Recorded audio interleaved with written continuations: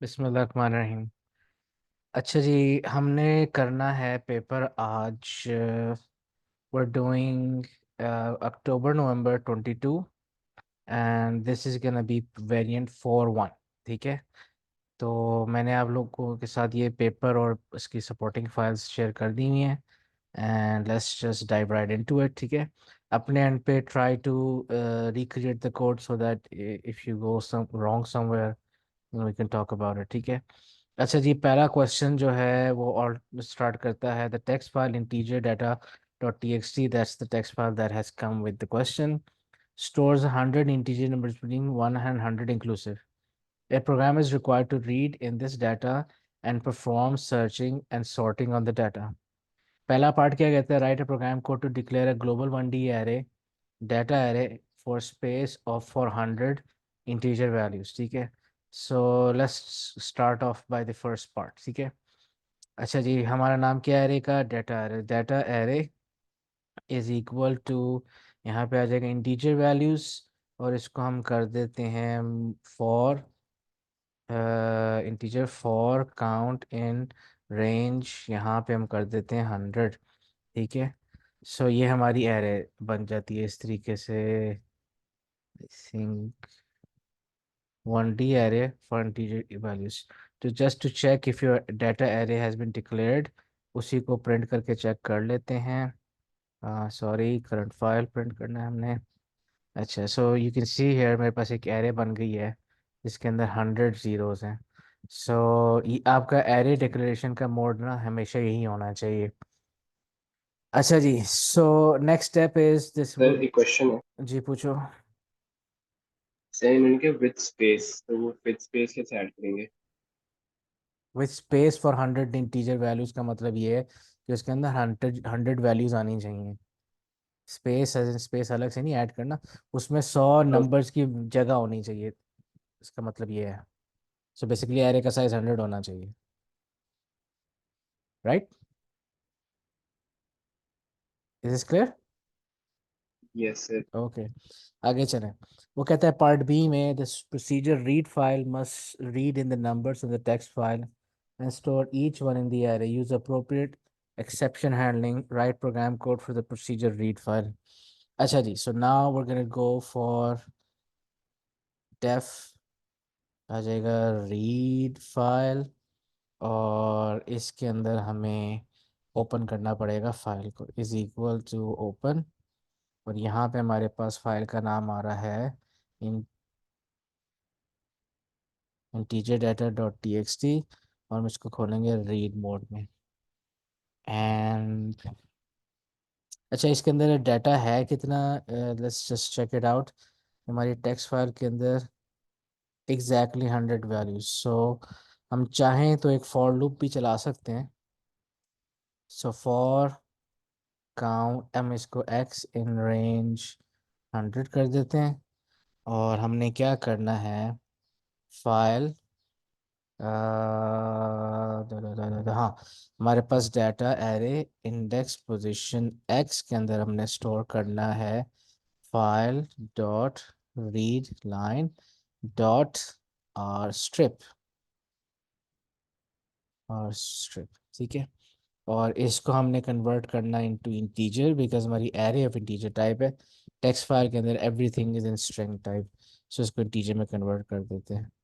और हाँ, हमें एक्सेप्शन हैंडलिंग भी करनी पड़ेगी, सो हम करते हैं try this and everything goes one step ahead. ठीक है, अच्छा यहाँ पे आ जाते हैं एक्सेप्ट पे। यहाँ पे हम प्रिंट कर देंगे फाइल नॉट फाउंड। ठीक है, इन केस फाइल जो है वो ही हमसे नाम को मेरे को मिस्टेक हो जाए। अच्छा, अब यहाँ पे थोड़ा सा एक डाउट हो जाता है कि भाई ये किसी वजह से भी क्रैश करेगा ना, जरूरी नहीं कि फाइल नॉट फाउंड की वजह से, तो उसने मैसेज यही देना है फाइल नॉट फाउंड। ठीक है, so let's just give it a meaningful name, something like something went wrong. ठीक है, I think that's more appropriate, error कुछ भी हो सकता है। अच्छा जी, यहाँ पे आपके पास that's about it, read file हो गया and just to see if it's working properly हम क्या करते हैं, रीड फाइल को कॉल करते हैं एंड देन आफ्टरवर्ड्स हम प्रिंट कर देते हैं डेटा एरे को, see how that works. I should not print that here anymore, इसको खत्म कर देते हैं। So as you can see here, मेरी एरे में से डाटा उसने तमाम तर उठा लिया। ओके जी, so that is also working just fine. अच्छा जी, नेक्स्ट थिंग में आ जाते हैं। The function find values ask the user to enter a number to search for in the array, the number input must be a whole number between 1 and 100 inclusive. If the function then returns the number of times the number input appears in the array. That's quite simple actually. यानी ये sort of एक linear search है, लेकिन linear search का फ़र्क ये है कि ये expect कर रहा है कि एक वैल्यू जो आपने एंटर की है वो बार बार ऑकर करेगी। So it won't exit when the value is found, it will go through the entire, it will traverse the entire array। इस जरा बात को समझने की कोशिश करें। कन्वेंशनल लीनियर सर्च में अज्यूम किया जाता है कि आपकी जो एरे है उसके अंदर एक वैल्यू आप ढूंढ रहे हैं, तो वैल्यू एक दफ़ा ही ऑकर करेगी। सो दैट्स वाई उसको एफिशिएंट बनाने के लिए as soon as we find that value you exit the loop. But यहाँ वो आपको कह रहे हैं कि एक वैल्यू जो आपने एज एन इनपुट ली है यूज़र से, वो देखें कि वो अपनी आपकी उसकी जो है ना एरे के अंदर ऑकर कितनी दफ़ा होता है, which means that we are expecting it to be occurring multiple times. So अगर आपने पूरी एरे को ही छानना है तो जनाब आप अपनी फॉर लूप लगाएंगे, वाइल लूप लगाने की जरूरत ही नहीं, because it's gonna travel the entire array. अच्छा, ये सब रूटीन का नाम क्या है? Find values. अच्छा, am I returning something, it's a function, ठीक है। और यूज़र से इनपुट लेना है, ठीक है। सो हम यहाँ पे एक वेरिएबल बनाते हैं टू फाइंड। काउंट के नाम से। क्या? काउंट नहीं बनाएंगे सर, काउंट नहीं, करने वो के तो लिए। आप जब फॉर लूप बनाओगे तो वो काउंट ऑटोमेटिक आ जाता है ना। अभी तो मुझे सिर्फ एक टू फाइंड जो मैंने यूजर से इनपुट लेना है वो डिफाइन करना है। हम करते हैं to find is equal to int, और यहाँ पे आ जाएगा इनपुट, ठीक है।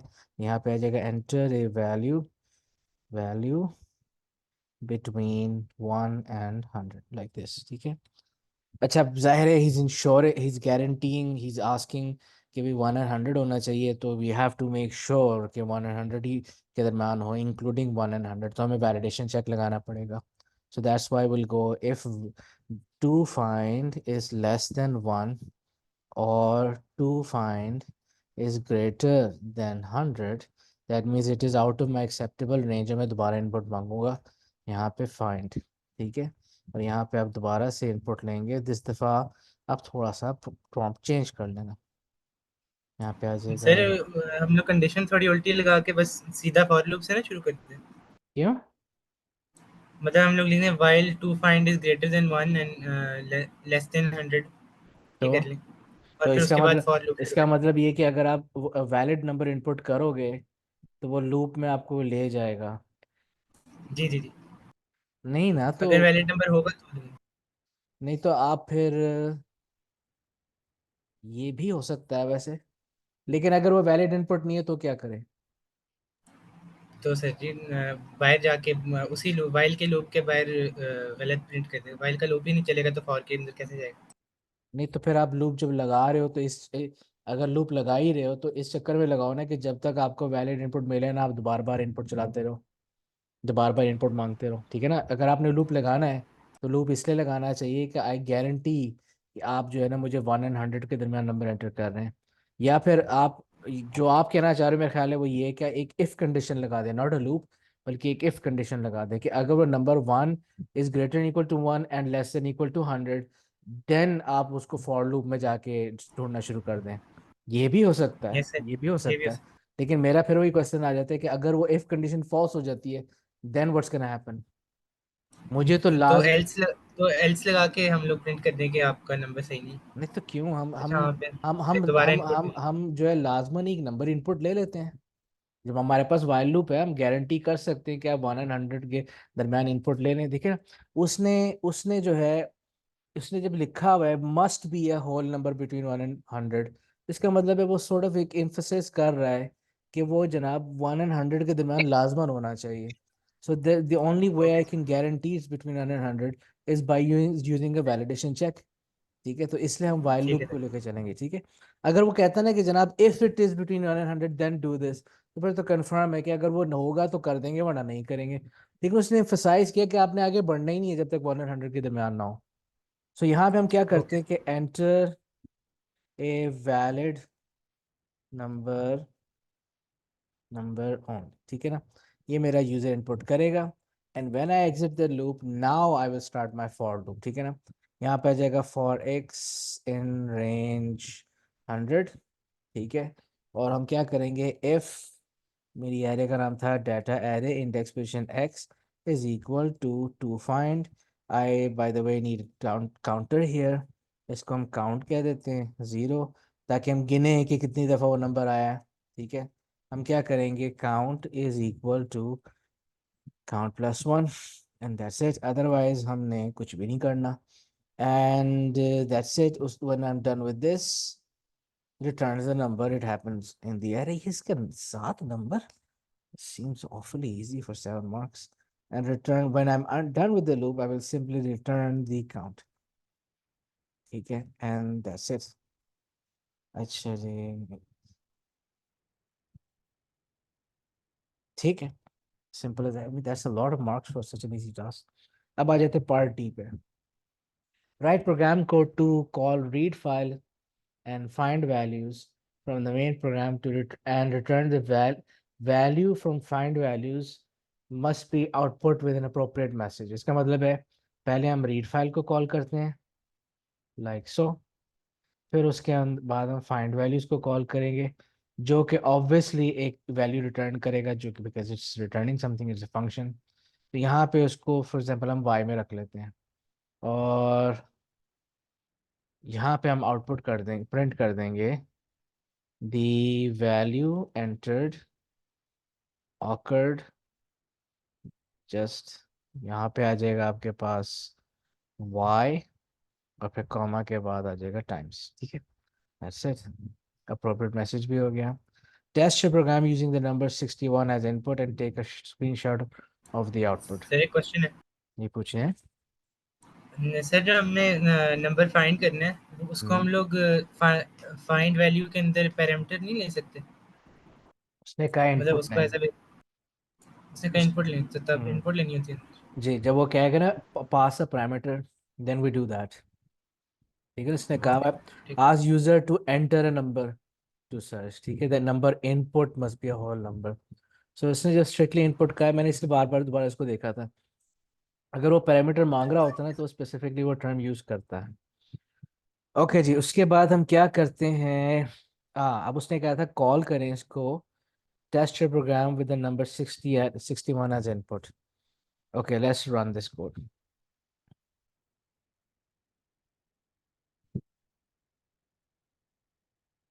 अच्छा जी, एंटर अ वैल्यू हम एंटर करते हैं। अच्छा, by the way validation check पहले कर लेते हैं।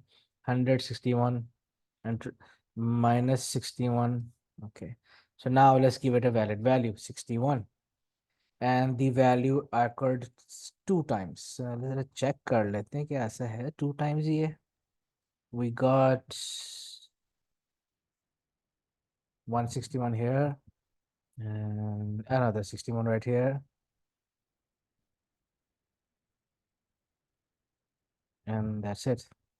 ठीक है, तो इसका मतलब है कोड हमारा एज एक्सपेक्टेड सही चल रहा है। ठीक है, एंड सर एक क्वेश्चन, जी पूछें बच्चे। सर हमें काउंट को जीरो करना जरूरी होता है कि नहीं? जब आपके कोई चीज़ हुआ ही नहीं है, ऑकर ही नहीं हुआ, तो अभी तो ज़ीरो ही होगा ना।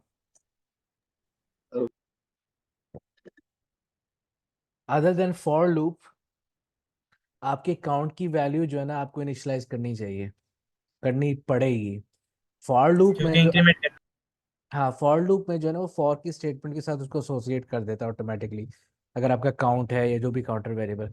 लेकिन if you using while loop और एनी अदर, वाइल लूप ही है, तो फिर आपको काउंट को पहले इनिशियलाइज करना पड़ेगा या उसमें बस एक इनपुट दे दें, whatever it is, but it has to have a value first. Okay, sir मैंने काउंट को वैल्यू नहीं दी थी अभी, तो इसलिए वो कोड चला नहीं, फिर मैंने वैल्यू दे दी और कोड चल गया।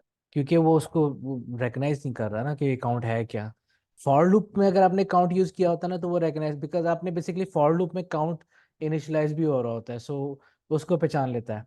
लेकिन हम यहाँ पे उसमें फॉर लूप में तो यूज ही नहीं। अब देखो इसने मेरे से एक्स की नहीं मांगा कि एक्स क्या चीज़ है, because it's part of my for loop header, तो it knows it what x is. अच्छा जी, सो ये यस। हमारा पार्ट डी हो गया। Now let's moving on to part E. Okay जी, अब हमने प्रोसीजर चलाना है कौन सा, bubble sort. Needs to perform a bubble sort algorithm on the array to print the contents and print the contents of sorted array. Write program code for the procedure bubble sort and call it from the main program. Oh my god, super easy. अच्छा, so इसमें number थोड़े ज़्यादा दे देते हैं, वो उसमें linear search में 7 number दिए हुए हैं। Okay ji, so what we're gonna do is bubble sort मेरी procedure का नाम है, and what we're gonna do here is declare some variables first of all. मुझे एक max चाहिए, नहीं max, और मुझे एक n चाहिए, एंड मुझे एक टेम्प चाहिए, ऑल ऑफ इंटीजर टाइप। ठीक है, max, sorry max is gain, अभी ये देखो पेपर 2 की तैयारी करा करा के मैं रोज लगाने शुरू हो गया हूँ। मैक्स इज इक्वल टू हमारी एरे, आखिरी index position is 99 because we have a zero से लेकर, हाँ ठीक है 99, आखिरी index position 99। N is equal to max -1। ठीक है, इसको आप 99 ना भी करें, पाइथन है तो आप लेन यूज़ कर लें। ठीक है, यहाँ पे हमारे पास एरे का नाम क्या था, डाटा एरे -1, सो आखिरी इंडेक्स पोजीशन आपकी मैक्स हो गया, एन आपके पास ये चीज़ हो गई। और उसके बाद हम क्या करेंगे, एक फ्लैग बनाएंगे, फ्लैग मुझे चाहिए। सर एक फ्लैग, जी पूछे बच्चे। क्वेश्चन, लेंथ के बाद ये मैंने कंफ्यूज है। बिकॉज हमारी आखिरी इंडेक्स पोजीशन ढूंढने के लिए तो -1 ही करना पड़ेगा, लेंथ तो टोटल 100 है। Max represents the last index position, max index इसको कह लें। ठीक है, तो वो तो यानी लेंथ तो पूरा साइज कैलकुलेट करता है ना, तो आखिरी इंडेक्स पोजीशन तो 99 होएगी मेरी, 0 से लेके 99, 100 एलिमेंट्स का। इंडेक्स है 0 से शुरू होता है ना। हाँ, ऑलवेज ऑलवेज 0 से। ओके। ठीक है, सब यहाँ पे हमारे पास n आ गया है। हाँ, अब हम क्या करेंगे, मोर स्वैप्स को हमने ट्रू असाइन कर दिया है, वाइल लूप खड़काते हैं। मोर स्वैप्स इज इक्वल टू, जब तक ट्रू है लूप चलता जाएगा। हम क्या करेंगे, मोर स्वैप्स को असाइन कर देंगे। जी बताएं क्या करेंगे यहाँ पे असाइन, फॉल्स। ठीक है, अब हमने एक पास स्टार्ट करके, पास में हम क्या करेंगे, for x in range n, for x in range n, n n n loop चलेगा। और I am just thinking about one thing, मुझे ये मैक्स -1 करने की ज़रूरत है भी यहाँ पे कि नहीं, आई एम, नहीं ज़रूरत फिर नहीं। है ना इंडेक्स पोजीशन चाहिए। नहीं नहीं नहीं, यहाँ पे मैक्स -1, अच्छा मैं आपको एक एक रीज़न देता हूँ। If you remember bubble sort में हम इसको -1 यहाँ पे क्यों करते थे, बिकॉज लेट्स जस्ट से कि मैं, यू डू अंडरस्टैंड कि बबल सॉर्ट में हम n वाले एलिमेंट को n+1 के साथ कंपेयर करते हैं। सो अगर मेरा फॉर एग्जांपल n जो है वो ख़त्म हो रहा है 99 पे, तो मेरा जो n+1 है वो 100 है, जो कि एग्जिस्ट ही नहीं करता मेरी एरे के अंदर। मेरी एरे तो 99 पे ख़त्म हो रही है। So that will cause an out of index error which is run time error, में कोड क्रैश कर जाएगा। इसलिए मैं n-1 करता हूँ ताकि आखिरी n की वैल्यू होगी 98, और मेरा आखिरी कंपैरिजन 98 99 के साथ होगा, विच 99 एग्जिस्ट्स। ठीक है, अब प्रॉब्लम ये है कि मैं पाइथन में काम कर रहा हूँ। पाइथन में अगर जो रेंज का फंक्शन देखा जाए ना, तो रेंज में अगर मैं यहाँ पे 99 पास करता हूँ ना, तो दैट मीन्स कि इसके अंदर 99 वैल्यूज जनरेट होंगी स्टार्टिंग फ्रॉम जीरो। इसका मतलब ये हुआ कि इसमें 99 शामिल नहीं है। ठीक है, इसकी आखिरी जो वैल्यू है दैट शैल बी 98। ठीक है, सो जीरो से लेके 99, sorry 99 value starting from zero ends at 98। ठीक है, तो इसका मतलब ये कि वो पहले ही आपका अगर एन इसको पास करेंगे तो उसने पहले ही एक स्टेप पहले रुक जाना है। सो मैं अगर इसको 99 देता हूँ, तो उसने आखिरी एन की जो वैल्यू बनानी है, जो एक्स की वैल्यू, सो काउंटर की वैल्यू बनानी है, that is 98, which is perfectly fine for my comparison. आपने 98 और 99 को कंपेयर करना है ना, तो इसका मतलब ये है कि मुझे ना एन मैक्स -1 करने की जरूरत नहीं है।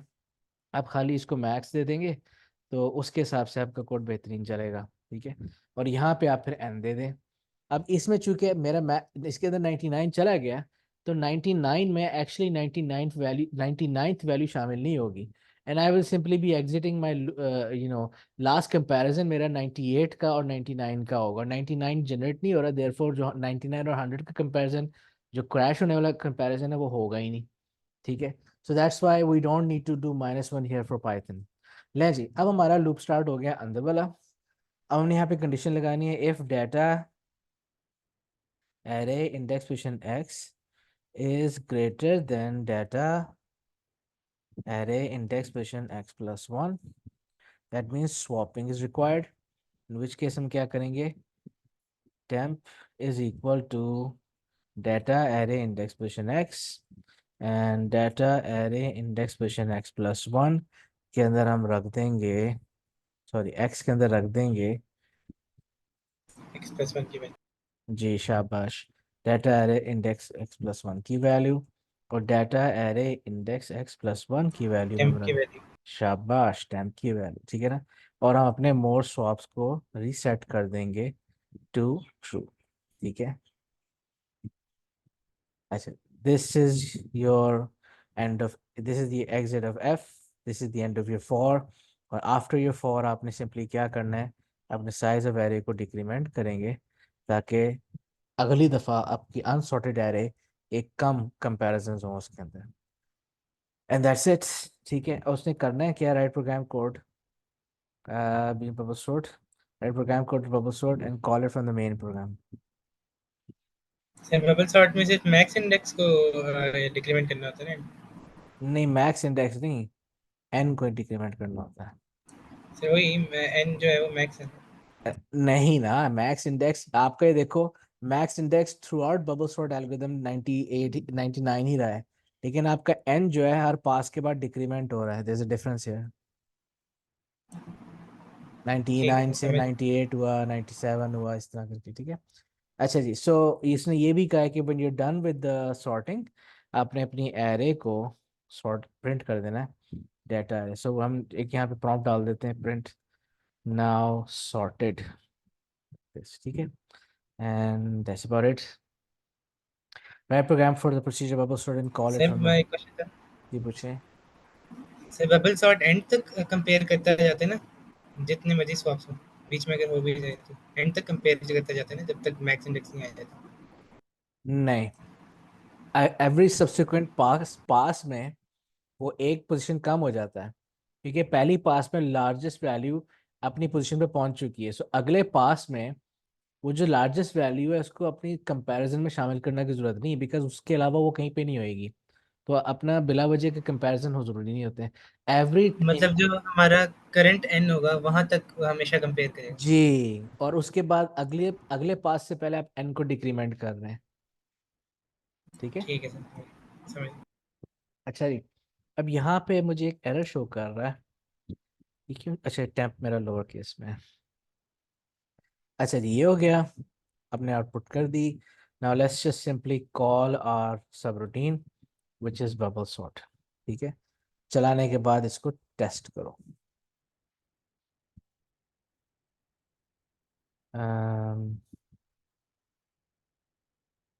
चलें 61. अच्छा ये देखो, अब ये आपके पास सॉर्टेड एरे आ रही है, 2 2 3 4 6 7 8 8 11 13. बिल्कुल सही है, बिल्कुल सही है, all in order, all in order, everything seems fine. ठीक है, ओके जी, परफेक्ट हो गया. सो आपकी अब एरे भी सॉर्ट हो जाती है जस्ट लाइक दैट. ठीक है, and that is the end of your first question. Very easy question. ये कितने मार्क्स का था, 5 8 15 21 23 marks. So almost 1/3 of your paper. Extremely easy question. Okay जी, चलें, let's meet back again for question number 2.